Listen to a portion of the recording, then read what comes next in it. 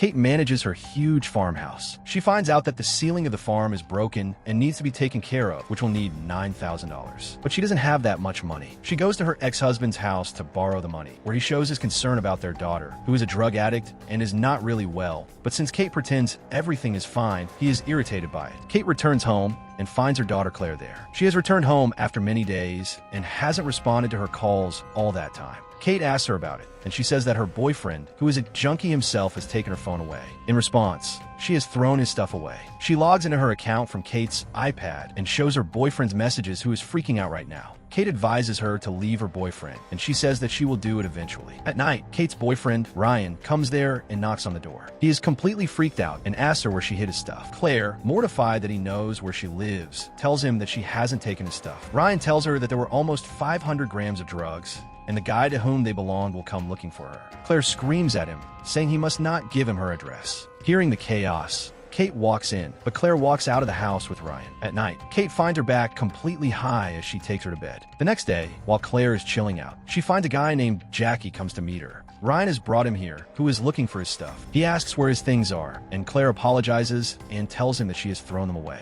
It freaks Jackie out, and he starts beating and kicking her. As Ryan tries to stop him, he beats him up as well. Meanwhile, Kate comes out and stops the fight. Claire runs into her home, and after understanding the situation, Jackie tells her that her daughter either has to return the stuff or pay the money and leaves. At night, as Kate returns home, she finds her daughter with Ryan again. Claire apologizes to her for everything and says that she has to go away for 2 days and she needs some money. Kate says she has no money since she has spent it all herself. Claire tries to force her mother, but Kate locks her out of the room. Claire then threatens her that she will take her dog away, but Kate runs out and protects the dog as Claire starts attacking her mother. However, Ryan comes in and takes her away. The next morning, Kate's friend Leslie comes in and they have fun all day as Kate keeps her trouble hidden from her all the while. The next day, Kate works at the firm as usual, listening to her ex-wife's voicemails, who had passed away. That night, Claire comes into the house, soaked in rain and crying. She tells her that she and Ryan have gotten into a fight and she has accidentally killed him, hitting him with a rock. Kate asks her about the body and she has brought it here in the car. Seeing the situation, she asks her to give her Ryan's phone, change her clothes, and stay inside her house till she handles it. Kate puts the body in a boat, tying it up with heavy stones, and puts the boat in a truck. She drives to the lake and on the way destroys the phone. Reaching the lake, she uses the boat to reach the middle of the pool. However, before she is about to dispose of the body, a few boys start firing crackers and she falls with the corpse. They soon leave and Kate gets out. She returns home and gets rid of her clothes. She tells her daughter that if the police come, they will go with the story that Ryan came to her house that night with her, and then he left because if they track the phone, they will see the location of his phone. She agrees, but things don't turn out easily for her since Jackie is coming again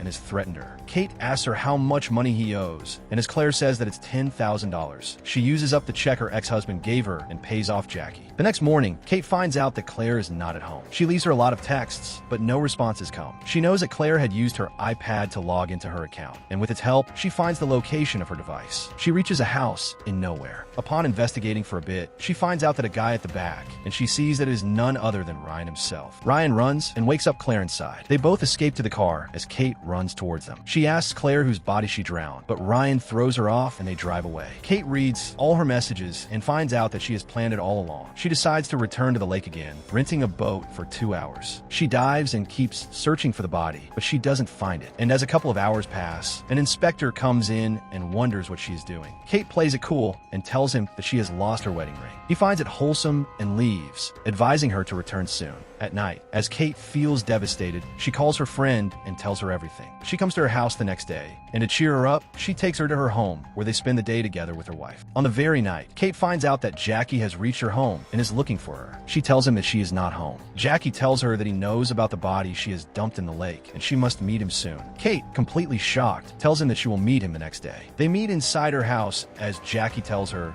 that because Ryan had to pay a large amount of money, he had to sell more drugs. To do so, he started mixing up some substances with the drugs that made one of the customers overdose in front of him and die. Then they have to let go of that body. And since Claire knows that her mother loves her so much that she will do anything for her, she plans to take her help. Now, since he knows everything, Jackie blackmails Kate for more money. Kate tells him that she has no more money, but Jackie tells her that she has a lot of plot and horses and an entire farm. Meanwhile, Kate attempts to run away, but he holds her off and pushes an injection into her, making her lose her senses. After she wakes up, he tells her that he will live at the house and she must pay him in 2 days. At night, Kate receives a lot of texts from her daughter, who is now apologizing to her and telling her the name of the guy they killed. She searches for his name and finds out that it was a very young boy. She calls up her friend and asks her about the incident when someone had burned her farm. She asks how the culprit got caught, and Leslie tells her that they left a scrap of the flare they used. Later, she tells him about the plan of setting the barn on fire, and then she can take the insurance money. She also says that it will need 2 weeks to a month. Jackie doesn't agree to that, saying that he will be out of the country by that time. Kate tells him that she can make him an employee of her farm and send the money in installments, so there will be no suspicion. Jackie now asks her about the horse's insurance. Upon hearing that they are worth a lot, he suggests that she set them on fire as well. Having no other way,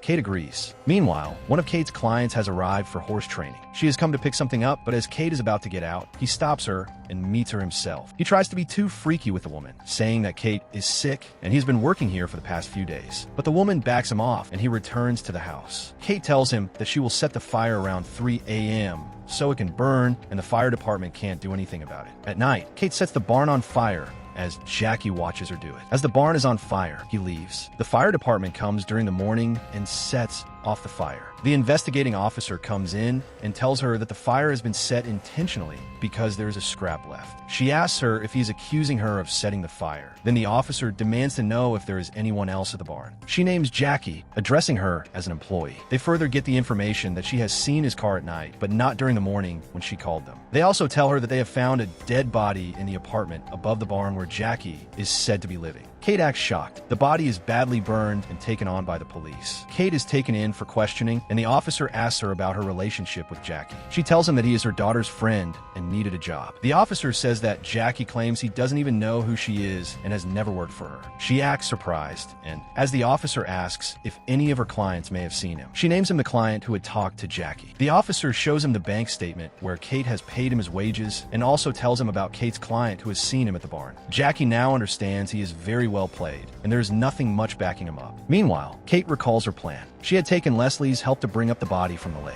Together, they changed the cover of the body, and Leslie took it up to the apartment while Kate kept Jackie busy setting the barn on fire. After Jackie left, they both ran and saved the horses. As Jackie freaks out further, the officer even shows him the picture of him buying the flares from the market. He freaks out and tries to attack the officer as others walk in and put him under control. Meanwhile, Kate returns home with Leslie as she comforts her, and the insurance company also assures her that all that can be fixed very soon. Kate gets back to her work, and she finds her daughter has texted again asking for an apology. She doesn't respond, and that night, she finds her at her door looking regretful.